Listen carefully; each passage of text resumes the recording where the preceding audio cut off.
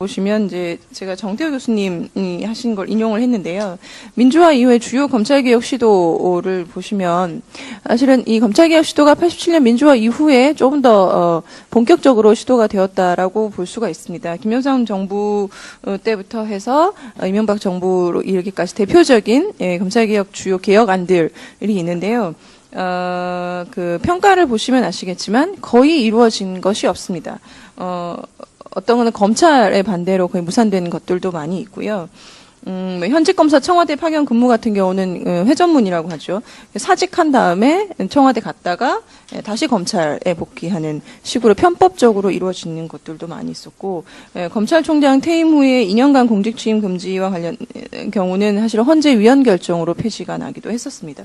그 이후에도 많은 것들이 있습니다만 김대중 정부 들어서 특별검사, 지금도 박영수 특검이 활약을 하고 있지만 사실은 이전에는 그렇게 성과가 좋지 못했다라는 것이 중론이었어요. 그리고 부패방지위원회 같은 경우는 지금 국민권익위 통합이 되어 있죠. 다시 분리해야 된다, 뭐 이런 얘기들이 오고 가는 것으로는 알고 있습니다만, 그 외에도 나머지 노무현 정부 때 가장 그 강하게 사법개혁에, 검찰개혁뿐만 아니라 사법개혁에 대한 의지가 있었고, 뭐 사개추이라든지 그런 것들을 통해서 일정 정도의 성과는 있었습니다. 법학전문대학원이 도입이 됐고, 국민참여재판도 도입이 됐었고요. 공판중심주의가 강화되는 그런 측면이 있었습니다만, 검찰개혁과 관련해서는 사실은 뚜렷한 성과가 없었던 것으로 평가를 할 수 있을 것 같습니다.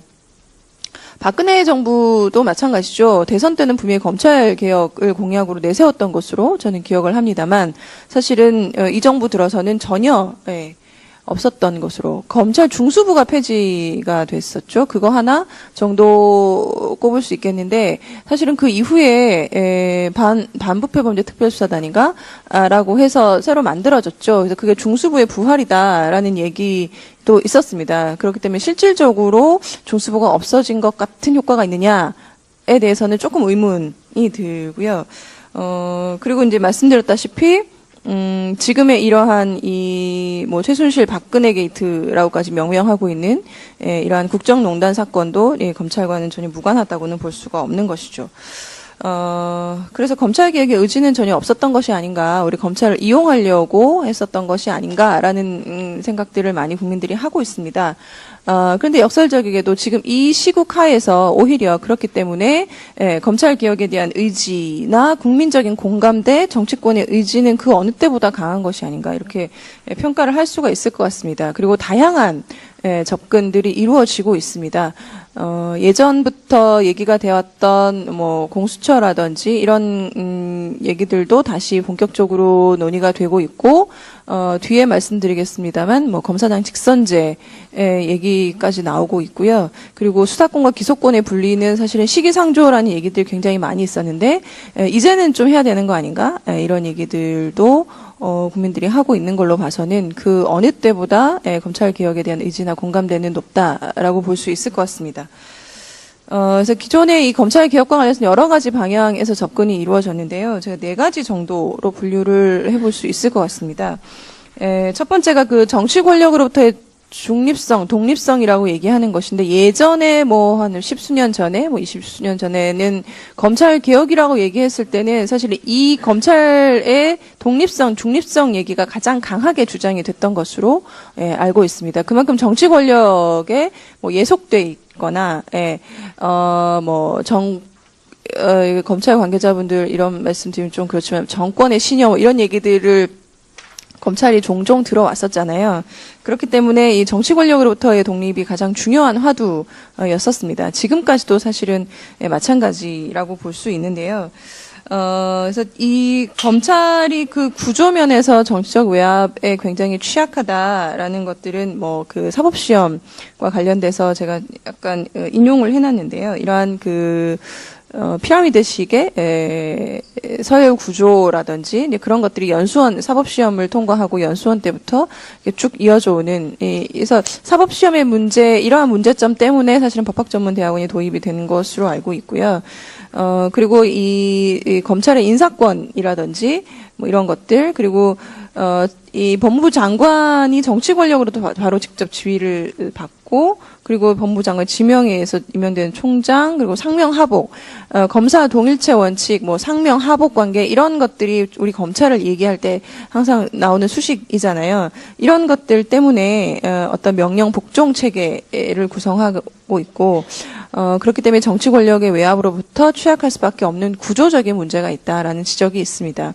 사실 사법시험도 이제 폐지가 됐고, 검사 동일체 원칙도 명문상으로는 없어졌지만, 사실은 이러한 문제는 이제 인사 시스템이라든지 이런 것들이 여전히 남아있기 때문에 이러한 피라미드식 구조 하에서는 어쩔 수 없는 여전히 문제로 남아있지 않은가라는 생각이 들고요. 이것과 관련해서 나오는 이제 방안 중에 하나가 여러 가지가 있을 수 있겠습니다만 법무부의 탈검찰화도 얘기가 되고 있습니다. 그래서 이거는 나중에 좀 간단히 말씀드리도록 하고요. 두 번째가 이제 오늘 이 토론회를 관통하는 주제인 검찰 권한의 이제 분산.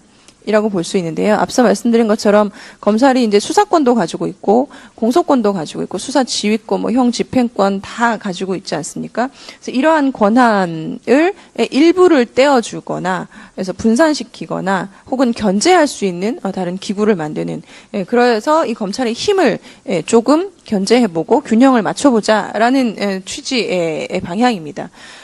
그래서 이 고위공직자 비리수사처 얘기가 여기서도 나오는데요. 사실 이거는 검찰의 권한 분산이라고도 볼 수 있을 것인가 해서 약간 의문을 제기하는 의견도 있는데 제 개인적인 생각은 어쨌든 이 권력형 비리와 관련해서 검찰이 지금 수사하고 기소하고 다 할 수 있는데 어떤 그 특정 부분에 대해서는 그래도 검찰의 힘을 조금 떼어서 분산시키는 측면에서도 볼 수 있지 않을까라는 차원에서 공수처 도입 또 여기 넣을 수 있을 것이다라는 생각이 들었고요. 더 중요한 거는 이제 수사권을 아예 뭐 경찰이 가져가는 것이죠. 이건 이제 수사권과 기소권의 분리, 뭐 검경 수사권 조정 이렇게 얘기가 되어지는 것들인데요. 이거는 저희 서 교수님이 이제 오늘 또 발표를 하실 거라 제가 특별히 또 적지는 않았습니다. 그리고 이 기소권에 대한 통제 제도의 하나로 지금 뭐 미국의 대배심 제도라든지 외국에 시행되는 사인 소추와 관련되는 것들도 있습니다. 이 부분은 검찰 권한의 분산이라는 방향에서도 얘기를 할 수 있겠지만, 뭐 민주적 정당성이나 국민 참여 부분에서도 얘기를 할 수 있을 것 같아서요. 그쪽에서 조금 소개를 하도록 하겠습니다. 그다음에 검찰 권력에 대한 외부 감시인데요. 검찰이 일단 권한을 행사했을 때 검찰 권한 행사에 대해서 외부적으로 어떤 그 감시랄까 통제를 할 수 있을 것인가와 관련해서 봤을 때는 검찰의 불기소 처분에 대한 통제 장치로 재정신청제도, 뭐 항고 제한고도 있습니다만, 재정신청제도의 현황과 문제점 그리고 일본의 검찰심사회 제도도 잠깐 말씀을 드리도록 하겠습니다. 그리고 네 번째가 이제 검찰의 권력에 대한 민주적 정당성 확보와 국민의 참여인데요. 이 국민에 직접 선출되지 않은, 그래서 민주적 정당성이 굉장히 취약한, 뭐, 몇백 명, 지금 정확한 검사 수를 제가 모르겠습니다만, 이처럼 막강한 권한을 행사해도 되는 것인가? 라는 문제의식을 가지고 있는 견해가 있습니다. 그래서 특히나 이제 검사장을 그래서 국민에 의해서 직접 선출하자라는 검사장 직선제 논의가 작년 뭐 후반부부터 해서 나오고 있었죠. 사실은 이 검사장 직선제는 예전부터 얘기가 됐었습니다만, 너무 빠른 거 아니냐, 아직 우리나라 실정에는 좀 맞지 않는 거 아니냐, 큰 방향에서는 맞지만, 이라는 의견이 대체적이었던 것으로 알고 있습니다. 그런데 지금 이제 검찰 개혁과 관련된 국민적인 공감대와 맞물려서 법안도 지금 발의가 된 상태이죠. 이거에 대해서도 잠깐 말씀드리도록 하겠습니다.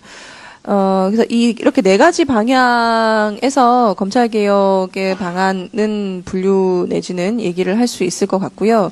잠깐 말씀을 드리면, 처음 말씀드렸던 이 검찰의 그 정치적 중립이나 독립성과 관련해서 법무부의 탈검찰화 얘기가 나오고 있습니다. 그래서 법무부에 지금 현직 검사들이 굉장히 많이 파견을 된 것으로 알고 있는데요. 이 법무부의 이제 요직이라고 할 수 있는 국실장, 과장직의 대부분을 파견 검사가 독점하고 있다는 거죠. 참여연대 사법감시센터가 2009년 1월부터 2014년 4월까지 현황을 파악을 한 보고서가 있는데요. 보시면 법무부와 그 소속기관 직제 시행 규칙에 따르면 자격을 정해둔 직책 63개 중에 33개 직책을 검사가 맡을 수 있고 그중 특히 22개 직책은 검사만이 맡을 수 있다라는 겁니다. 그래서 검사가 독점하는 현상이 굉장히 강하다라는 것이고 연도별로 분석해 놓은 것을 보면 더 많다라는 걸 알 수 있죠. 근데 더 문제는 뭐냐면 사실은 이러한 그 전문적인 분야잖아요. 법무부의 어떤 정책을 수립하고 시행하고 하는 것들이 단기간에 끝낼 수 있는 것들은 거의 없는데 이 파견검사의 파견 기간이 굉장히 짧다는 것도 더불어서 문제라는 거죠. 그래서 국실장급의 고위직을 맡은 검사를 보면 짧으면 9개월 만에 전직 전보가 되는 경우도 있고 길면 길어봤자 약 21개월, 2년을 못 채운다는 거죠. 그렇기 때문에 이 법무행정의 전문화가 이루어질 수 없다라는 겁니다. 그래서 전문성 축적은 요원하다라는 거고, 이러한 문제 때문에, 그래서 이 정책 사건 수사에 대한 공정한 검찰권 행사의 확보도 문제가 되지만, 이러한 법무행정의 전문성이라든지 정책 기능, 법률 서비스와 관련해서 장기적인 계획을 세우고, 이를 실행할 수 있는 인력이 있을 수 없다, 없을 수밖에 없다라는 겁니다. 그렇기 때문에 이 법무부 검찰은 특히나 이 업무의 특수성이라는 게 있잖아요. 인신 구속과 관련된 일을 하고 법 집행, 어떤 것보다 엄중해야 될 법 집행과 관련이 되기 때문에 공정성, 전문성은 기본이고요.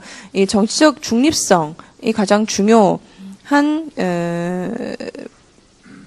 중요하다고 볼 수 있는데 지금 이 현재의 법무부에 파견되는 검사와 같은 이러한 시스템 하에서는 사실상 불가능한 게 아닌가라는 생각이 들고 그렇기 때문에 이렇게 법무부 그러니까 문민화라는 표현을 쓴 저는 문민화는 조금 아닌 것 같고요. 탈검찰화.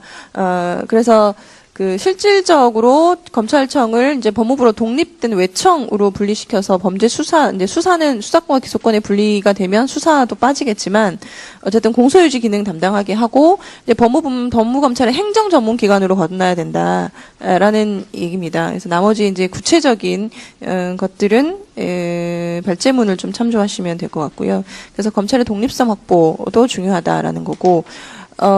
고위공직자 비리수사처는 사실은 작년에 검찰개혁과 관련해서 가장 큰 핫한 이슈였고 화두가 아니었나 싶습니다. 그래서 야3당이 합의를 해서 이미 발의가 됐고 공수처만을 주제로 한 토론회나 공청회 간담회 이런 것들도 굉장히 많이 있어서 제가 고위공직자 비리수사처를 내용이 넣긴 했습니다만 사실은 이 내용은 굳이 여기서 또 반복을 할 필요가 있을까 싶은 생각이 들고요. 어쨌든 근데 고위공직자 비리수사처를 약간 반대하는 입장에서는 또 옥상옥이 되는 거 아니냐라는 게 있고 이 공수처를 검찰개혁의 1순위로 두는 것이 좀 위험한 발상이다라는 차원에서 반대하시는 분도 있는 것으로는 알고 있습니다. 그렇지만 어찌됐건 제가 개인적인 생각은 이 수많은 검찰개혁 방안 중에 그래도 국민적인 지지를 가장 많이 얻는 것이 공수처가 아닌가라는 생각이 들고요. 이 공수처 도입을 지금 미룬다면 또 언제 할 수 있을까라는 생각이 들어요. 그래서 조금 더 추진을 해서 어쨌든 이번 국회 내에서는 꼭 통과가 됐으면 하는 개인적인 바람이 있고요. 홍콩의 염전공서라든지 싱가포르의 탐호조사국, 뉴질랜드의 중대비리조사청 같은 것들이 우리 지금 저희가 도입하고자 하는 공수처와 같은 독립적인 반부패 수사기구입니다. 이러한 나라들이 이러한 독립적인 반부패 수사기구가 도입되고 나서 사실은 엄청 투명해졌다. 국제투명성기구 발표 반부패 지수에서 상위권을 차지하는 데 원동력이 되었다라는 건 널리 알려진 사실이죠. 계속 이 얘기가 드립니다만 사실 박근혜 최수실 게이트도 엄밀한 부패 범죄잖아요. 그리고 권력층의 부패 범죄라는 특징이 있죠. 그래서 그만큼 이 권력층의 부패 범죄는 나라를 흔들 정도로 중대한 범죄이기 때문에 어떠한 외압이나 외풍에도 흔들리지 않고 수사할 수 있는 독립적인 기구가 필요하다. 라는 겁니다. 그래서 뭐 공수처만 도입되면 검찰 개혁이 다 이루어진다라는 건 절대 아니고요. 그 첫 단추를 공수처로 끼웠으면 좋겠다라는 차원에서 말씀을 드리는 겁니다.